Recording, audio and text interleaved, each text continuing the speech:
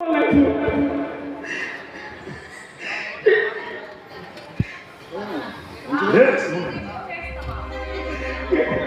ఇప్పుడు correct person చేతిలో పడ్డావు.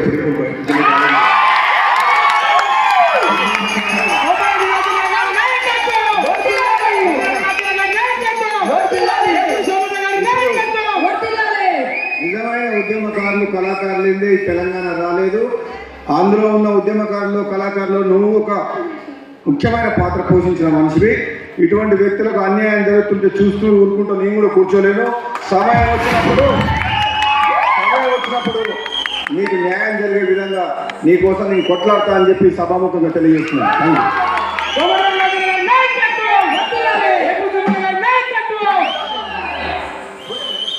ఏ పోరాటాలు చేయని వాళ్ళు, ఏ త్యాగాలు చేయని వాళ్ళు సాంస్కృతిక సారథిలో ఉద్యోగం అనిస్తే 25,000 జీతం ప్రకటిస్తే ఈ జీతం కోసం నేను పనిచేసింది, నేను గచ్చగట్టి ఆడింది. తెలంగాణ తెస్తే కోట్లాది మంది జీవితం మారుతుంది అనుకున్నా కదా, 3 ఎకరాల భూమి వస్తుంది అనుకున్నా కదా, డబుల్ బెడ్రూమ్ ఇల్లు వస్తున్నాయి అనుకున్నా కదా, ఇంటికో ఉద్యోగం వస్తుంది అనుకుని పాడే కదా.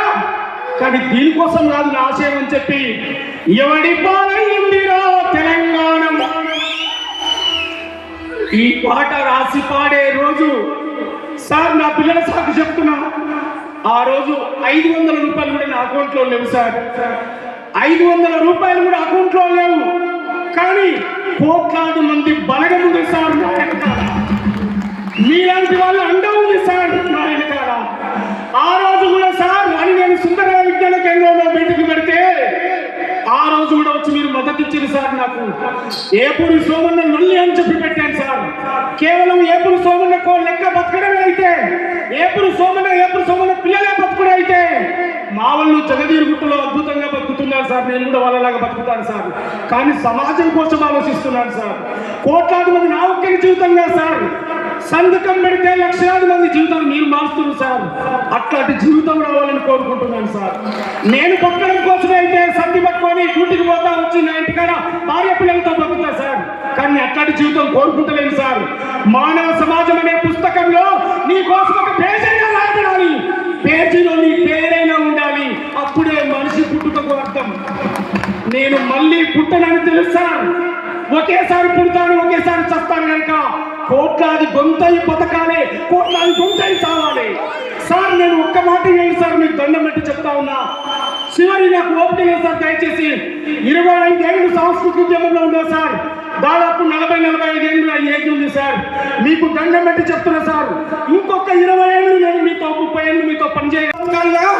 నేను ప్రజల గొంతని బతకాలా, నేను రాజన్న ఆశయాల కోసమే బతకాలి. అదైనా మీరు ఈ వేదిక మీద నాకు చెప్పిపోవాలి సార్.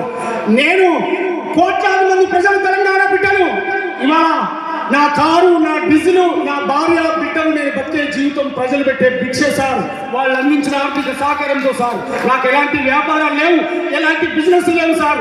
నన్ను అభిమానించే వాళ్ళు, ఆదరించి ఈ వేదిక మీద వాళ్ళందరి పేరుకున్న నాకు ఆర్థికంగా పిలిచి ప్రేమతో నాకు ఆర్థికంగా అందించే వాళ్ళే. ఎందుకు? సోమన్న పాట ఈ భూమి మీద ఉండాలని కోరుకునేటువంటి వాళ్ళు సార్. నా ఆరోగ్యం బాలేకపోతే సహకరించండు, ఆర్థికంగా అందించండు అనేక మంది సార్.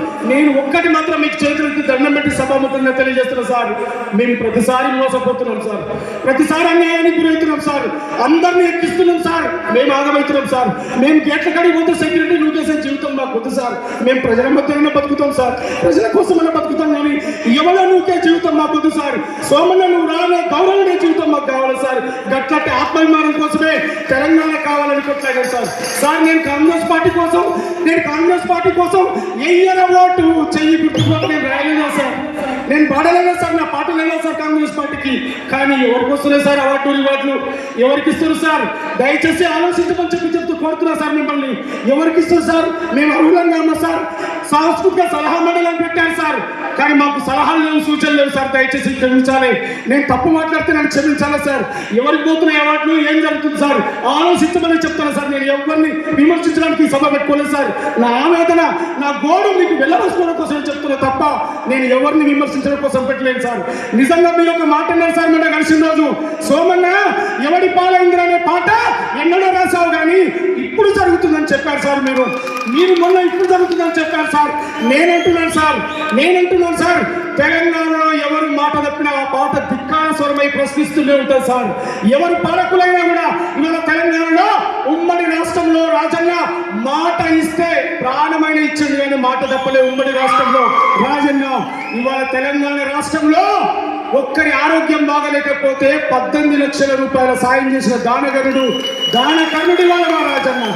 ఇవాళ 33 కోట్లు పెట్టి సొంతంగా ప్రాజెక్టులు కట్టిన చరిత్ర, ఇవాళ 13 కోట్లు పెట్టి వృద్ధాశ్రమం తల్లి పేరుతో కట్టిన చరిత్ర. ఆ ఇంటికి పోతే ఈ రాష్ట్రంలో ఏ ఇంటికైనా తన సొమ్ము, తన కష్టం, తన నెత్తురు అందినటువంటి చరిత్ర ఇవాళ కోమటిరెడ్డి రాజన్నకు ఉందనేటువంటి విషయాన్ని కూడా నేను గుర్తు చేస్తా ఉన్నాను. ఇవాళ సార్ సస్తే సత్తం, బతికితే బతుకుతాం, మాకు ఇబ్బంది ఏం లేదు సార్. కానీ తలంచి బతికే జీవితం, ఆత్మవిధానం లేని జీవితం అయితే మేము బతకం సార్. మేము మోకరిల్లాం సార్. మమ్మల్ని దగ్గర తీయండి, విశ్వాసంగా పనిచేస్తాం సార్. ప్రజల ముందు చెప్తున్నా సార్, మమ్మల్ని దగ్గర తీయండి, ప్రాణమైనా పర్వాలేదు, మీకనే ఉంటాం, మేము పనిచేస్తాం సార్. మా వర్గాలను బాగు చేసుకుంటాం సార్. పేద ప్రజలను ఆదుకునే కార్యక్రమాలు చేస్తాం సార్. మీ నాయకత్వంలో ఈ తెలంగాణ రాష్ట్రంలో కాలికి గచ్చగట్టి రాజన్న తెలంగాణకు కావాలని చెప్పడంలో ఏ పురుషమన్న ముందు వరుసలో ఉంటాం సార్. ఆ మాట తప్పే ప్రసక్తే లేదు సార్. ఈ సభాముఖంగా చెప్తా ఉన్నాను సార్. ఎందుకు సార్? ముక్కు ముఖం లేని కూడా ఎమ్మెల్యేలు అవుతారు సార్. చాలా బాగా అనిపిస్తుంది సార్. ముక్కు ముఖం లేని క్యారెక్టర్ లేని ఎమ్మెల్యేలు అవుతారు సార్. ఎవరెవరినో నమ్ముతారు, ఈజీగా నమ్ముతారు సార్. నేను త్యాగాలు చేసుకొని నమ్మట్లేదు సార్. బాగా అనిపిస్తుంది సార్. కడుపు ఆవేదన వచ్చి అంటున్నాను సార్. సార్ నా వయసు ఏం పోలేదు సార్. ఇంకా 25-30 ఏళ్ళు ఉంటాను సార్. మీరు ఎప్పుడు బిడ్డ గీడ నిలబడు, గీడ ఉండు, నా నీడ ఉంటుందని చెప్పిన రోజే ఉంటాను. కానీ నేను న్యాయం ఉన్న కాడ ఉంటాను సార్. దండం పెడతా. ఎల్లిపాయ కారం పొడి మెతుకులు తిన్నా పర్వాలేదు, నీతి న్యాయం ఉన్న కాడిని పోతా తప్ప నేను ఎవరికాడ ఉండనన్న విషయాన్ని మరొకసారి గుర్తు చేస్తూ, ఇవాళ నా 25 ఏళ్ల కార్యక్రమంలో కోట్లాది మంది ప్రజలు నాకు సహకరించారు, మద్దతు ఇచ్చారు. తెలంగాణను ఏలిన పాలకులే నన్ను మోసం చేశారనే విషయాన్ని నేను సభాముఖంగా ప్రకటిస్తున్నాను సార్. తెలంగాణలో నేను వాడుకున్న పార్టీలు నన్ను మోసం చేశాను. చాలా మంది ఉంటారు సార్, ఏ పురుషమన్న పాటలు, ఈ పార్టీ మారిండు, ఆ పార్టీ మారిండు సార్. పూట గడిసి నా ఎమ్మెట్టిన కళాకారుల సాదుకోవడం కోసమే మార్చిన తప్ప కోట్లు పోగు చేయడానికి కాదు సార్. సార్ నా బ్యాంకు స్టేట్మెంట్తో సహా నేను సమాజానికి అందిస్తాను సార్. ఏ అన్న ఏ 10 రూపాయల కార్తీకంగా ఇచ్చిండో ఆ రికార్డు ఉంటుంది తప్ప ఎక్కడి నుంచి స్కామ్ చేయలే, ఎవరు పైసలు లేదు సార్. కడుపులో పేగులు వచ్చేటట్టు కూలి చేస్తేనే డబ్బు వచ్చింది తప్ప ఏ రోజు ఎక్కడ అందలేదు సార్. నేను ఏ పని చేయకుండా మీరు నాకు సహకరించారు తప్ప నేను మీకోసం చేసింది ఏం లేదు. కానీ గతంలో ఉన్న వాళ్ళందరూ కూడా నేను పనిచేశాను సార్. కానీ నన్ను ఎక్కడ కూడా చేరదీయలేదని చెప్పి నేను కోరుతా ఉన్నాను సార్. మిమ్మల్ని రిక్వెస్ట్ చేస్తే అడుగుతా ఉన్నా సార్. ఈ నన్ను ప్రేమించే ఈ ప్రజలందరి మధ్య అడుగుతున్నా సార్. నేను తమ్మి బిడ్డ నా చెంతన ఉందంటే దగ్గరకు వచ్చేవాళ్ళమే తప్ప మేము ఎవరిని అనేవాళ్ళం కాదు సార్. మేము మీ పంచన చేరి మీ ఒడిలో పెరిగి మేము ఎదగాలి, మా బిడ్డలు ఎదగాలి, మా భవిష్యత్తు ఎదగాలని కోరుకునే వాళ్ళమే తప్ప మీ నాశనాన్ని కోరుకునే దుర్మార్గులం మేము కాదు సార్. మేము అన్నం పెట్టినలకు సున్నం పెట్టే క్యారెక్టర్ మాది కాదు సార్. లేకపోయినా పర్వాలేదు, మళ్ళీ వెలిశాలకు పోయి బర్లను కాసైనా బతుకుతాను కానీ ఆత్మాభిమానాన్ని నేను సంపుకోనని సభాముఖంగా తెలియజేస్తున్నాను సార్.